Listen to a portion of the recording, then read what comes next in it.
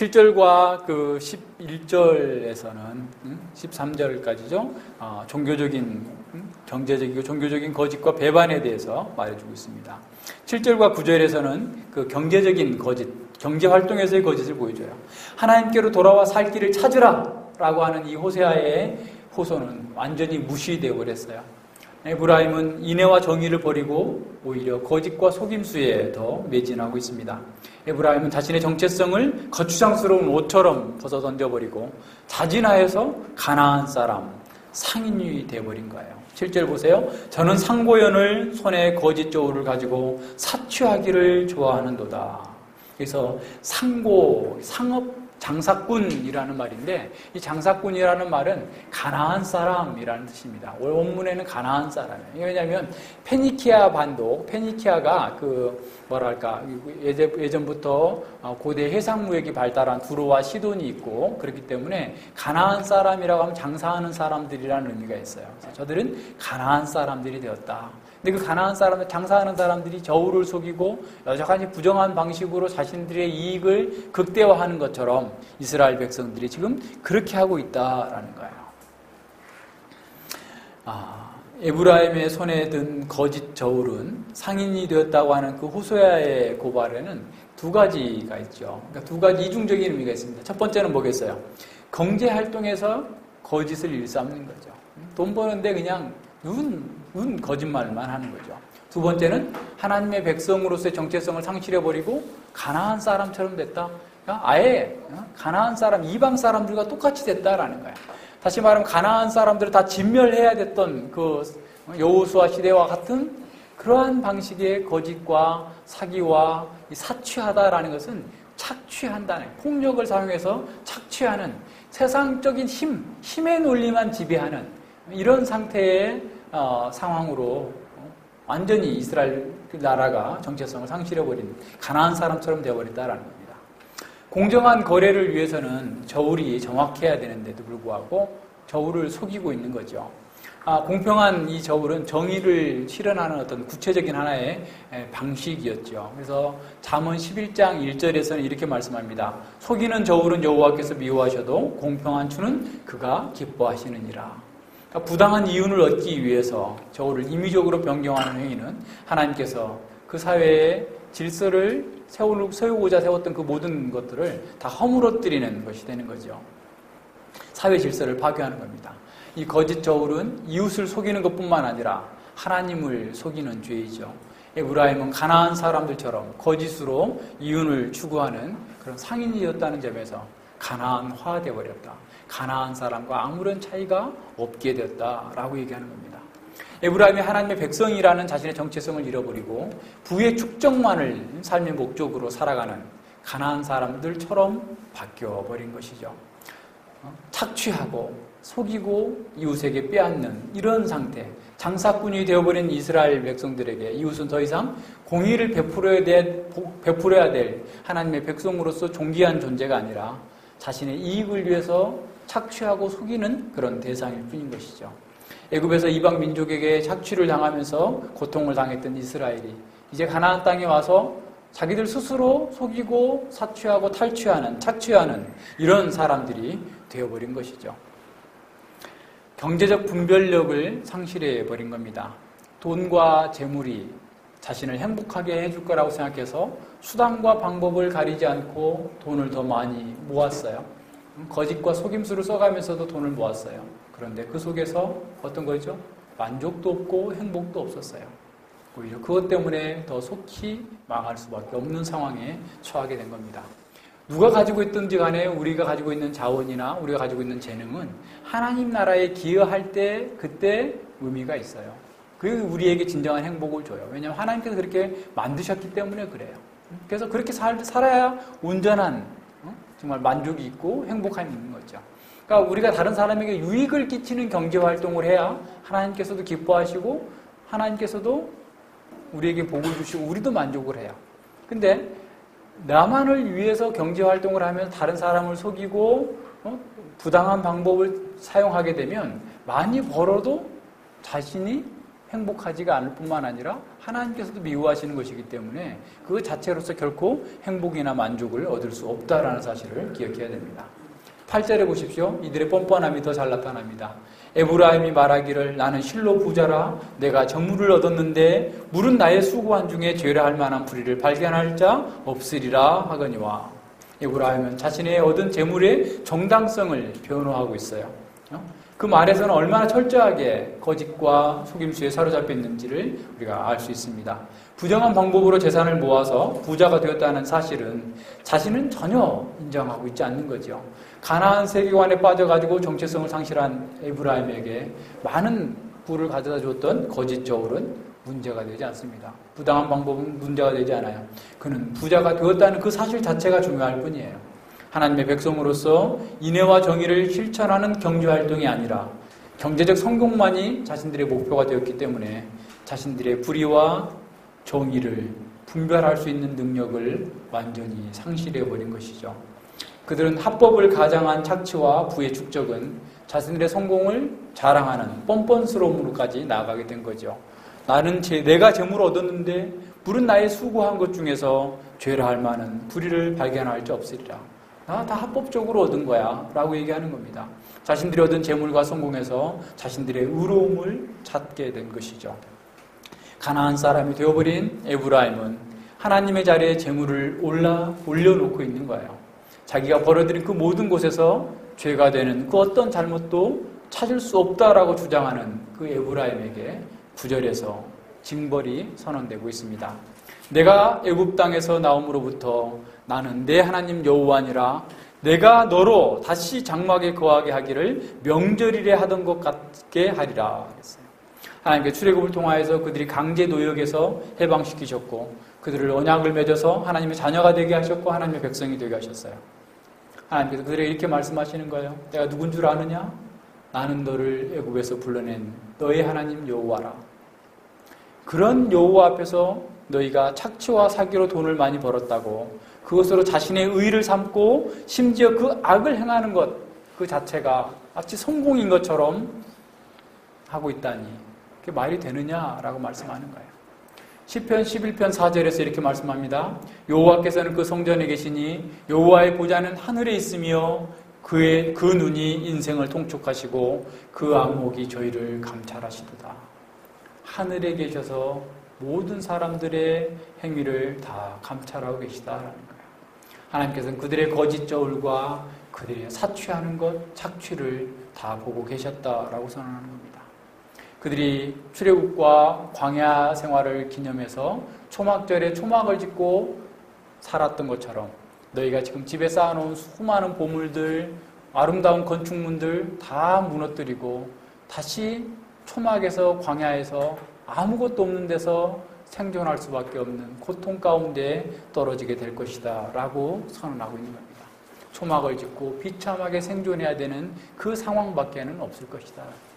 그들이 그렇게 소중하게 여겼던 것들 아무것도 가질 수 없고 그것이 자신들을 행복하게 하거나 안전하게 지켜주지도 못하고 오히려 하나님께 심판을 받아서 초막집에서 근근히 살아가야 될 그 상황이 처해질 거다라고 선언하고 있는 겁니다.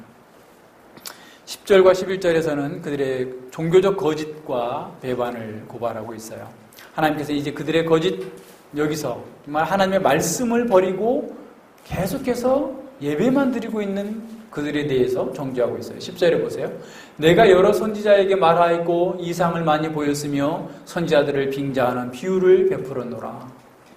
예언, 말씀과 제의, 예배를 계속해서 대주해 주면서 제의 중심의 예배, 제의 중심의 신앙생활에 대해서 철저하게 지금 심판하고 있는 겁니다. 하나님께서 다양한 방식으로 말씀을 전했어요. 어떤 때는 선지자가 직접 나와서 말씀하시기도 했고 어떤 때는 상징 행위를 통하여서 말씀하셨고 어떤 때는 비유를 통해서도 가르치셨어요. 하나님께서 지금부터 과거부터 현재까지 부지런히 선지자를 보내서 가르쳤습니다. 그래서 이스라엘 백성들은 우리 하나님의 말씀을 몰랐기 때문에 순종할 수 없었습니다 라고 말할 수 없을 정도로 많은 선지자들을 하나님께서는 부지런히 보내셨죠. 어떤 변명도 할 수 없을 겁니다. 하나님의 말씀을 거부한 이 사람들은 궁극적으로 하나님 앞에 책임을 져야 될 것이다 라는 거예요. 하나님의 선지자를 통해서 이른 아침부터 밤늦게까지 경고도 하고 책망도 하고 위협하기도 했고 때로는 사정하기도 했고 이렇게 했지만 영적인 시력, 영적인 청각을 상실해버린 이 사람들은 하나님의 말씀에 미동조차 하지 않고 있는 겁니다. 11절 보십시오. 길리앗은 불의한 것이냐? 저희는 과연 거짓되도다. 길갈에서는 무리가 수송아지로 제사를 드리며 그 제단은 바디랑에 쌓인 돌무더기 같도다. 그들은 말씀에는 아무런 반응을 보이지 않으면서도 형식적인 예배에는 열심을 내었습니다. 삶에서 인애와 정의를 추구하고 항상 하나님의 뜻을 바라보라는 말씀에는 들은 척도 하지 않았지만 제2적 예배에는 소떼와 양떼를 끌고 와서 수많은 제단을 쌓았고 얼마나 많은 제단을 쌓았든지 바디랑에 돌무더기로 올라오는 것처럼 많았다라는 거예요. 이 바디랑의 돌무더기는 두 가지예요. 그렇게 많은 제단을 쌓았는데 결국 심판을 받아서 다 바디랑의 돌무더기로밖에 쓸 수 없는 상태가 될 것이다 라고 하는 것에 두 가지 의미를 같이 가지고 있습니다. 하나님의 말씀에 돌아오라 라고 하는 그 말씀에는 전혀 반응하지 않았지만 길르앗에서 큰 제단을 쌓고 길갈에서 큰 제사를 드리면서 엄청난 제물을 드렸던 것이죠. 성소에서 제사를 드리는 것으로 하나님의 말씀에 순종하는 것을 대신해버린 겁니다. 이렇게 함으로써 그들은 종교적으로 하나님께 대하여서 거짓과 속임수를 쓴 것이죠. 종교적 분별력의 상실을 보여줍니다. 하나님께서 원하시는 것은 제사보다 인애고 번제보다 하나님을 아는 것이었어요. 근데 그들은 자신이 원하는 것을 위하여서 제사로서 하나님을 조작하겠다라고 한 거예요. 자신이 원하는 것을 얻기 위해서 더 많은 제사, 더 많은 예배를 드렸을 뿐인 거죠. 여호와의 말씀을 거부하고 여호와를 아는 지식이 없는 제사와 예배는 그들을 더 망하게 할 뿐이다라는 거예요. 길갈의 제단들은 결과적으로 실제로는 돌무더기처럼 파괴되고 말 것이다 라는 겁니다. 지식이 없는 예배가 결국 그들을 멸망으로 이끌 뿐이었다라는 사실을 선언하고 있습니다. 다시 이 야곱 얘기가 다시 등장합니다. 그런데 여기서의 야곱 이야기는 긍정적인 것이 아니라 부정적인 측면이 강합니다. 왜냐하면 11절과 14절에서 이미 심판의 말씀이 선언되고 있는 그 상황 속에서 주어졌기 때문에 그래요. 12절과 13절 보십시다. 옛적에 야곱이 아람들로 도망하였으며 이스라엘이 아내 얻기 위하여 사람을 섬기며 아내 얻기 위하여 양을 쳤고 여호와께서는 선지자로 이스라엘을 애굽에서 인도하여 내시며 선지자로 저를 보호하셨거늘 그랬어요. 자, 여자를 얻기 위해서 종살이하고 여자를 얻기 위해서 양을 쳤던 야곱과 이스라엘을 선지자로부터 불러서 애굽에서 구원해내신 하나님과 대조를 시키고 있어요. 여기서 여자, 아내는 이중적인 의미가 있어요. 세상적인 번영, 쾌락을 얻기 위해서 종살이했다. 바알에게 종살이했고 등등의 이것저것에 종살이했었지만 하나님께서는 그들을 구원해내시기 위해서 종에서 구원해내시기 위하여서 애굽에서 선지자를 통하여서 모세를 통하여서 그 이후에 많은 선지자를 통하여서 그들을 가르치시고 보호하셨음을 보여주고 있습니다. 하나님께서 이스라엘을 정치적이고 종교적이고 사회 경제적인 모든 종살이로부터 해방시켜 주시기 위해서 그들을 선지자에게 보내서 계속해서 구원하셨고 계속해서 살 길을 가르쳐 주셨음에도 불구하고 이스라엘은 계속해서 열강을 의지하고 경제적으로는 속이는 저울을 사용하고 사취하면서 탈취하면서 부를 축적하고 종교적으로는 외형적인 예배만 열심히 드릴 뿐 하나님께서 요구하시는 인애와 정의, 하나님을 아는 지식에서는 다 귀를 막아버리고 있는 그 상황입니다. 그래서 14절에서 최종적인 심판이 선언되고 있어요. 에브라임이 경록케 함이 극심하였으니 그 주께서 그 피로 그 위에 머물러 있게 하시며 저의 수치를 저에게 돌리시리라. 에브라임은 선지자가 전하는 말씀과 권고를 버렸습니다. 오히려 그들은 가나안 사람들처럼 살기를 자처한 거죠. 속임수로 국제정치를 이용하고 거짓으로 얻은 재물을 가지고 자신의 의를 자랑하고 수많은 재물과 예배를 통하여서 자신의 위선을 가리면서 자신들의 제의적 경건을 과시했었던 겁니다. 출애굽의 하나님을 의지하지 아니하고 풍요를 탐닉했던 것이죠. 하나님을 진노케 하는 에브라임에게 더 이상 구원의 길이 보여지지 않고 있습니다. 하나님께서 에브라임이 흘리게 했던 그 모든 피, 그들의 수치, 다른 사람을 수치스럽게 했던 그 수치를 그들에게 다시 돌리시겠다라고 말씀하시는 거예요. 역사의 주관자이신 하나님께서 에브라임의 행위를 그냥 보고만 계시고 뒷짐지고 계시지 않는다라는 겁니다. 그들의 행위에 따라 갚으실 것이다.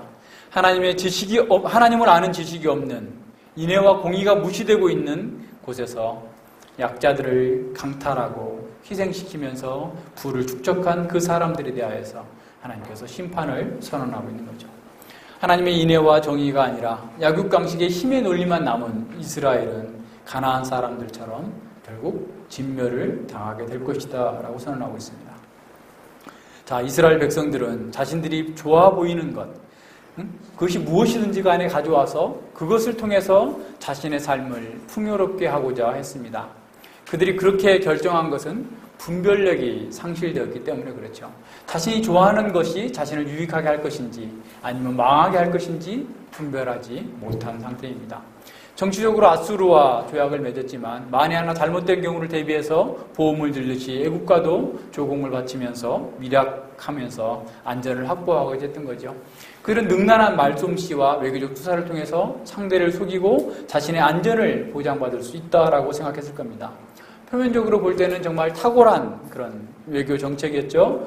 탁월한 선택이었을 겁니다. 그래서 이스라엘 백성들은 왕권에 대해서 무한한 신뢰를 보냈어요. 하지만 그들의 얄팍한 지혜는 얼마 가지 않아서 거짓과 속임수임이 드러났습니다. 왕과 지도자들의 계책은 그들을 더 빨리 더 철저하게 멸망에 빠뜨렸죠. 10장 6절에서 그들은 물거품이었다. 10장 3절에서 우리에게 왕이 없다. 왕이 있던들 우리를 어떻게 도와줄 수 있겠는가 얘기하죠. 또 11장 6절에서는 그들의 계책 때문에, 왕들과 지도자들의 계책 때문에 그들이 더 속히 망했다라고 얘기합니다.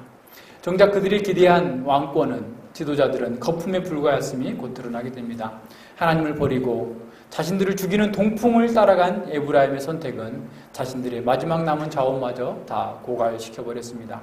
하나님을 버린 정치적 선택은 아무리 훌륭해 보인다 할지라도 그 자체로서 자기 기만일 뿐입니다. 왜냐하면 인간은 그 호흡이 코에 있기 때문입니다. 이사야 선지자는 이렇게 선포했습니다. 너희는 인생을 의지하지 말라. 그의 호흡은 코에 있나니 수에 칠 가치가 어디 있느뇨. 오늘날도 어떤 사람들은 자신이 얻은 그 재물이 자신의 구원과 자신의 의를 증거하는 것이라고 생각하기도 합니다. 그래서 하나님보다 재물을 더 마음에 두고 재물을 축적하기 위해서 거짓과 속임수도 거리낌 없이 사용합니다. 거짓 저울, 부정한 방법을 사용해서라도 돈을 벌면서도 자신들은 어떤 죄가 될 것이 없다, 합법적이다 라고 얘기하는 거죠. 에브라임이 주장했던 것처럼 오늘날도 그런 사람들이 많습니다. 가나안 사람처럼, 장사꾼처럼 된 사람들에게 어떻게 재물을 얻을 것인가, 어떻게 A 학점을 받을 것인가, 그것은 중요하지 않은 거예요. 어떻게는 중요하지 않아요.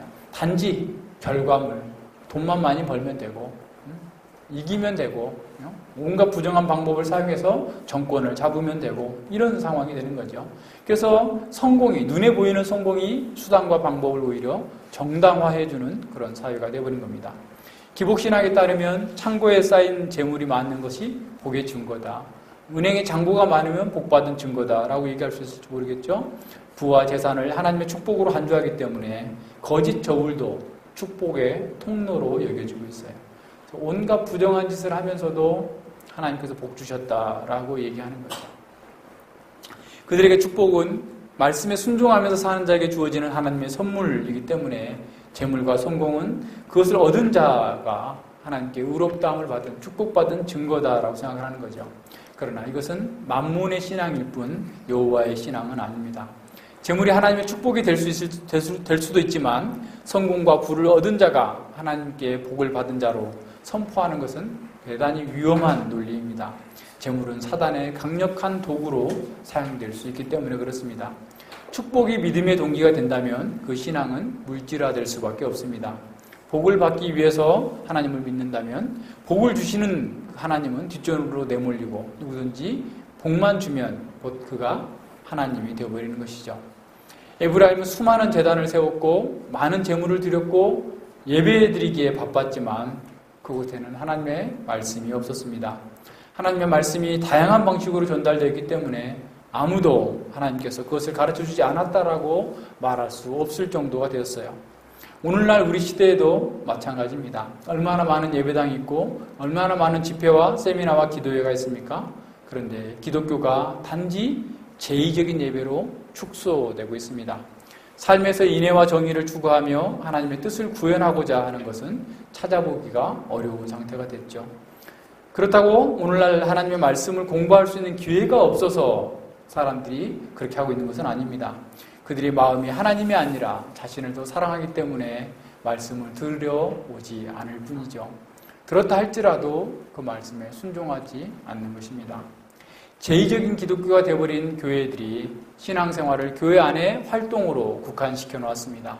그래서 교회당 안에서 이루어지는 예배와 기도회 등 그 열심히 하면 그 신앙생활의 핵심이자 전부로 여겨지고 있는 것이죠. 그러나 주일 공예배는 왕이신 하나님께로부터 말씀을 받는 자리입니다. 하나님께서 그 말씀을 예배당에서뿐만 아니라 삶의 모든 영역, 회사에서, 직장에서, 학교에서 우리가 거하는 그 모든 곳에서 그 말씀을 구현하라라고 주신 것입니다. 그렇게 말씀에 순종하여 사는 것이 하나님께서 기뻐 받으시는 진정한 예배이시죠. 그래서 예배는 우리의 삶에서 완성되어지는 겁니다.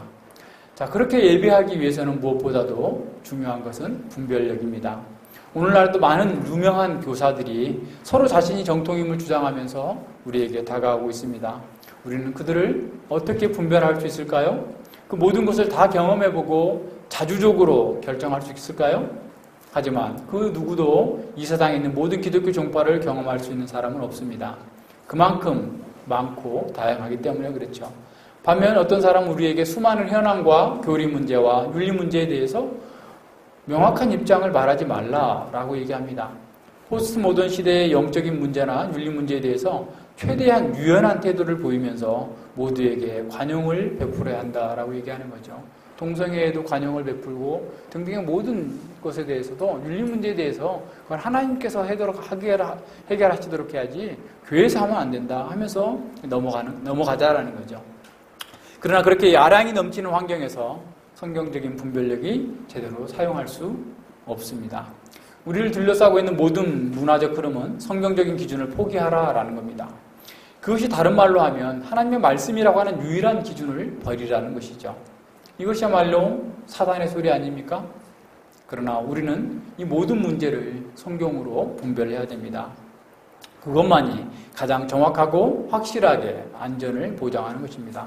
누가는 사도행전 17장에서 베레아 사람들을 칭찬하고 있는데 베레아 사람은 데살로니가에 있는 사람보다 더 신사적이어서 간절한 마음으로 말씀을 받고 이것이 그러한가 하여 날마다 성경을 상고함으로 그 중에 믿는 사람이 많고 또 헬라의 기부인과 남자가 적지 아니하다라고 했습니다. 그들은 바울이 전하는 하나님의 말씀을 간절함으로 받았어요. 그리고 그냥 맹목적으로 믿는 것이 아니라 그 말씀이 진짜인가 집에 가서 성경을 찾아보고 생각하고 논리적으로 따져보고 난 다음에 믿었다라는 거예요.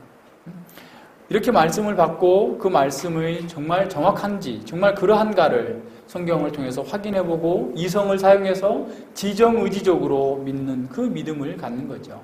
이렇게 믿는 것이 진정으로 자주적으로 믿는 거예요.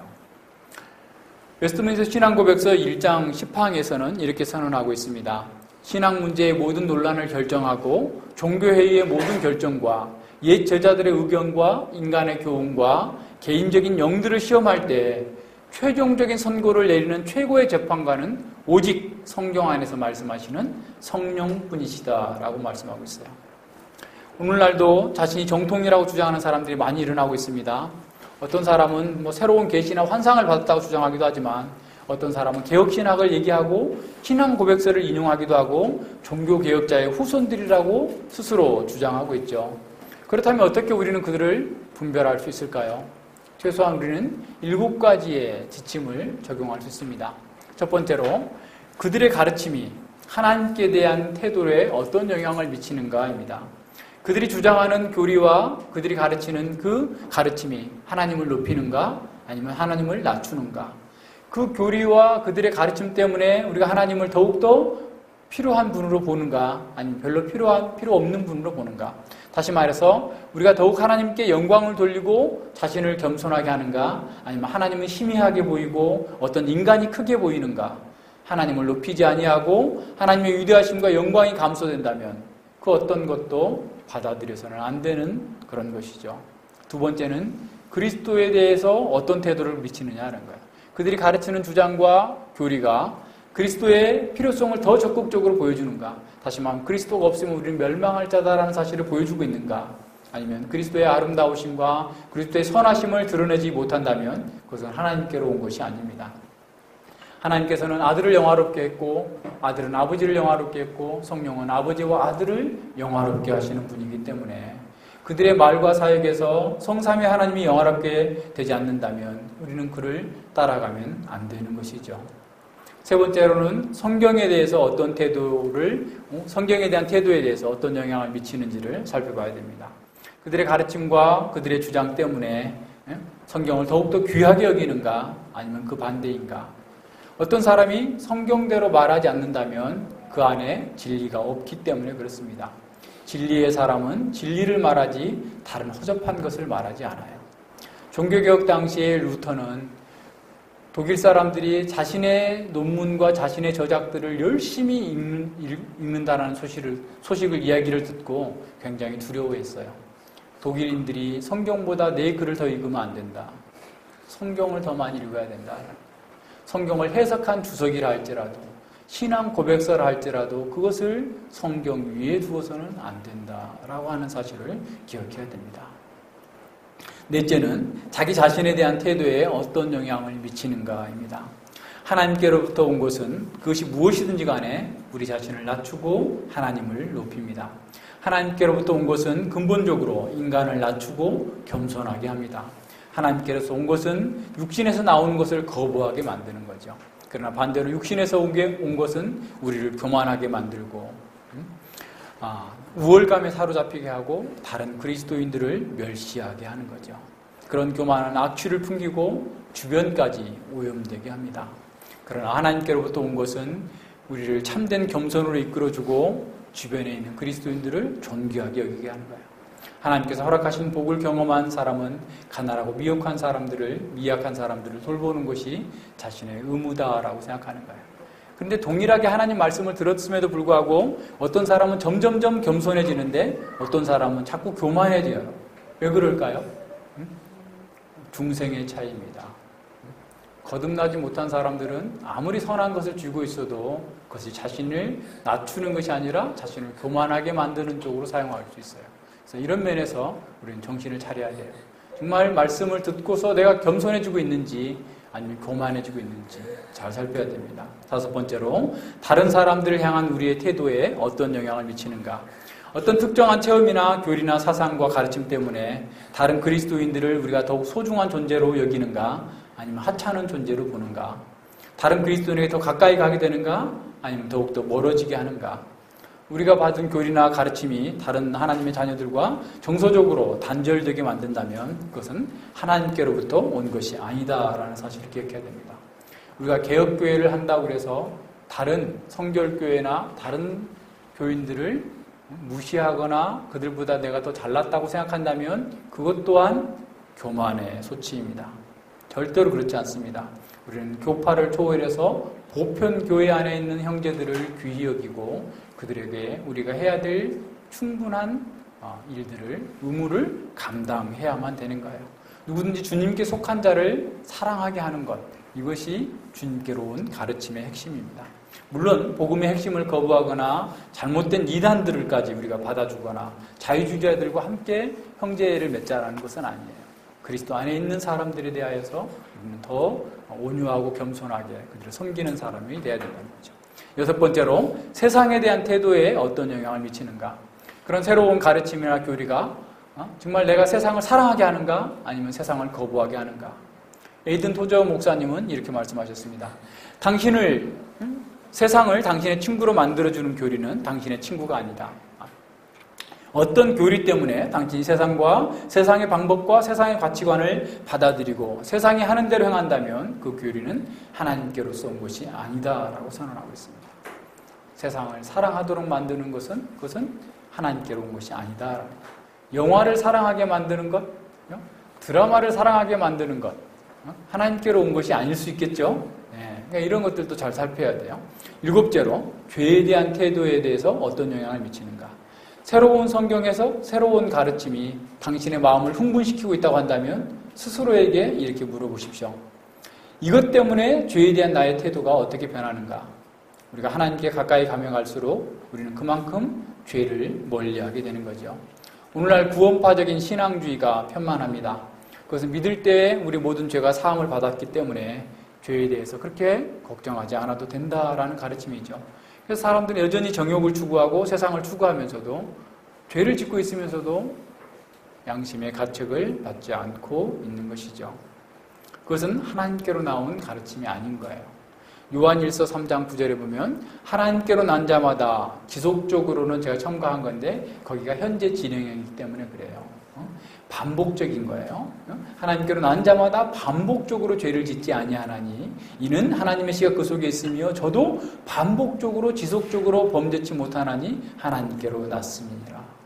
하나님께로 난 사람은 계속해서 죄에 거할 수 없어요. 하나님께서 우리를 죄의 세력과 죄의 책임과 죄의 오염으로부터 구원하셨기 때문에 그렇습니다. 요한일서 2장 1절 상반절에서는 나의 자녀들아 내가 이것을 너희에게 쓰면 너희로 죄를 범치 않게 하려 합니다. 하나님께서 1차적으로 우리가 죄를 짓지 않도록 하기 위한 거예요. 물론 하반절에서 너희가 죄를 짓는다 할지라도 우리를 위한 대속자가 있다라고 말씀하고 있지만 1차적인 하나님의 뜻은 우리를 구원하신 뜻은 죄에서 떠나도록 하기 위한 겁니다. 자, 분별력은 하나님의 말씀을 통해서 자신의 죄를 더 깊이 발견하여서 자신을 낮추고 하나님을 영화롭게 할수록 성장하게 됩니다. 오늘 또 세상에는 수많은 사람들이 자동차 소음처럼 자신만이 진리를 깨달았다라고 하면서 와서 보라라고 하는 떠드는 사람들이 많아요. 얼마나 교회에 교황들이 많은지 몰라요. 무지막지한 사람들이 있어요. 자신의 해석은 무오류하고 자신이 얘기한 것은 다 하나님이 말씀한 것처럼 사람들을 쇠뇌시켜가지고 종살이 시키는 이 악한 교황들이 계신 교회 내에 얼마나 많은지 모릅니다. 잘 분별해야 돼요. 자신만이 다 옳다라고 얘기하는 사람들이 얼마나 모릅니다. 이러한 기준들이 완벽하진 않지만 적어도 우리가 이 시대에 온갖 거짓과 어리석음, 우리 자신들의 속임수에 빠지지 않도록 어느 정도의 지침을 줄 수 있을 거라고 봅니다. 말씀을 통해서 여러분이 전체적으로 잘 살피고 다시 한번 묵상하고 또 이러한 원리들을 잘 내면화시키는 것을 통하여서 정말 분별력 있게 우리에게 진정으로 누구를 의지하며 살 것인가, 어떻게 경제생활을 할 것인가, 어떻게 신앙생활을 할 것인가에 대한 진정한 분별력을 가지고 이 시대 속에서 빛과 소금으로서의 삶을 살아갈 수 있기를 바랍니다. 기도하겠습니다. 네, 하나님 아버지 감사를 드립니다. 호세아 시대의 사람들이 참으로 거짓과 속임수로 하나님을 에워싸면서 하나님을 괴롭게 했음에도 불구하고 하나님께서 그들에게 살 길을 보여주시기 위하여서 수많은 선지자들을 보내셨고 그들을 종에서 해방시키시고 온전한 자유와 온전한 삶을 허락하셨음에도 불구하고 그들이 끝까지 정말 자기를 버리지 못하고 세속적이고 거짓된 것을 버리지 못하여서 멸망한 그 시대를 우리가 보았습니다. 아버지 하나님, 저희들 또한 하나님의 은혜가 아니었다면 그러한 속에서 한치도 바라보지 못하면서 참으로 자신이 틀에 갇혀서 죄와 거짓과 속임수에 사로잡혀서 온갖 것을 행하면서도 자신은 의롭다라고 생각했을 그런 자리에서 건져내셔서 이렇게 하나님의 백성으로서의 거룩하고 위대한 그 복된 자리로 저희들을 이끌어 주시고 함께하여 주셨으니 진실로 감사를 드립니다. 날마다 저희들이 하나님의 말씀을 익히 알고 또 그 말씀에 순종하는 것으로 하나님을 영화롭게 하고 우리가 더욱더 하나님의 자녀가 되어서 하나님의 그 선하심을 이 세상 가운데서 잘 증거하고 나타낼 수 있는 거룩한 도구들이 되어줄 수 있도록 함께하여 주시옵소서.